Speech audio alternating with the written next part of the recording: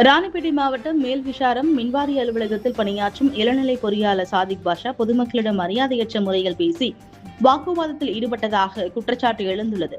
ராணிப்பேட்டை மாவட்டம் நந்தியாலம் அருகே உள்ள பூஞ்சோலை நகரை சேர்ந்த தமிழக விவசாயிகள் சங்க ஆலோசகர் கேசவன் தனது சொந்த நிலத்தில் கடந்த 10 ஆண்டுகளாக மரங்களை வளர்த்து வருகிறார். தற்போது மரங்கள் உயரமாக வளர்ந்துள்ள நிலையில் அவற்றின் அருகே செல்லும் மின்கம்பிகள் மிகவும் தாழ்வாகவும் ஆபத்தான நிலையிலும் இருப்பதாக கூறப்படுகிறது. மேலும் மரக்கிளைகள் மின்கம்பிகளை தொடும் சூழல் ஏற்பட்டுள்ளதால் பொதுமக்களின் பாதுகாப்பை கருத்தில் கொண்டு மின்வாரிய அதிகாரிகளிடம் நடவடிக்கை எடுக்குமாறு கேசவன் கோரிக்கை விடுத்துள்ளார். இது தொடர்பாக மேல்விசாரம் மின்வாரிய இளநிலை பொறியாளர் சாதிக் பாஷாவை தொலைபேசியில் தொடர்பு கொண்டதாக தெரிவிக்கப்படுகிறது.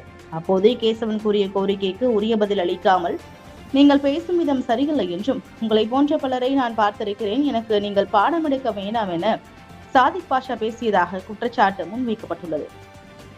இதனால் அதிருப்தியடைந்த பொதுமக்கள் மற்றும் விவசாயிகள் மின்கம்பிகளால் ஏற்படக்கூடிய ஆபத்துகளை தவிர்க்க உடனடியாக ஆய்வு செய்து தேவையான பாதுகாப்பு நடவடிக்கைகளை மேற்கொள்ள வேண்டும் என்று மின்வாரிய உயரதிகாரிகளிடம் கோரிக்கை விடுத்துள்ளனர். தமிழக விவசாயிகளின் சட்ட ஆலோசகராக இருக்கிறேன்.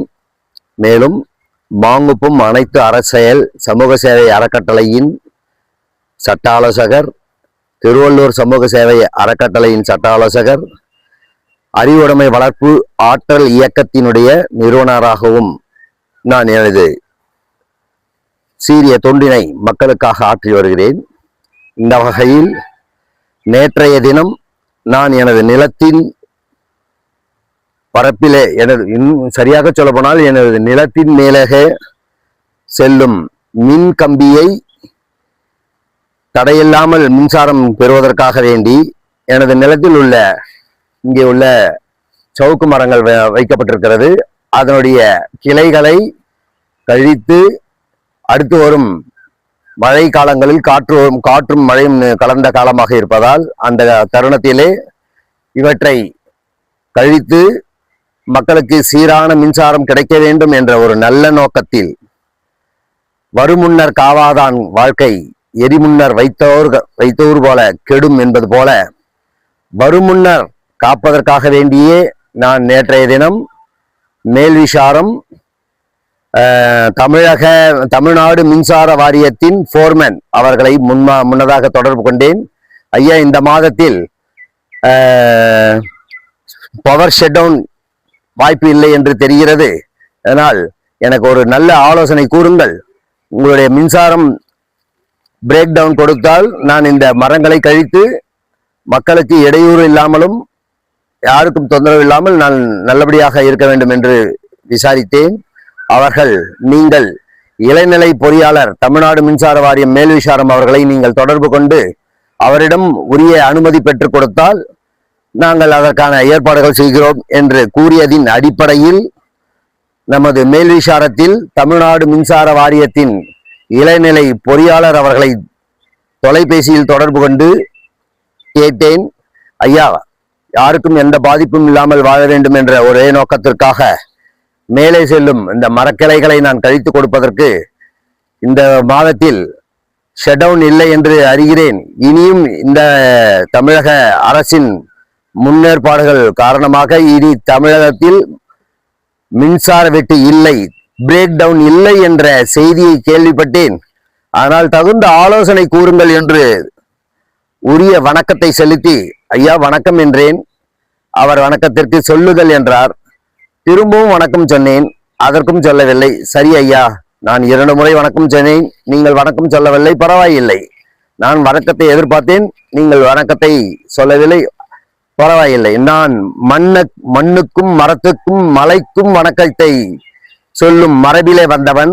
அந்த வகையிலே ஒரு வணக்கத்தை எதிர்பார்த்தேன், பரவாயில்லை. இன்றைய தமிழக முதல்வரும் பாரத பிரதமர் வடநாட்டில் இருந்து வந்தால் கூட வணக்கம் வணக்கம் தமிழகம் என்று அவர் நம்மளை நோக்கி வணங்குகிறார். ஆனால் இவர் வணக்கத்தை கூற மாட்டார் போலும். தமிழனுடைய முக்கிய பண்பு உரிய வணக்கத்தை கொடுத்து பெரும் நோக்கத்தில் வணக்கம் கூறினேன், பரவாயில்லை. அவர் வணக்கம் சொல்லவில்லை, எனக்கு அது தேவையில்லை. நான் கேட்டது இந்த மரங்களை கழித்து அதற்காக ஒரு மின்தடை ஏற்படுத்தி கொடுக்குமாறு கேட்டேன். சார், நீங்க எனக்கு கிளாஸ் எடுக்காதீங்க அப்படி என்று அவர் என்னை குறிப்பிட்டு சொல்கிறார்.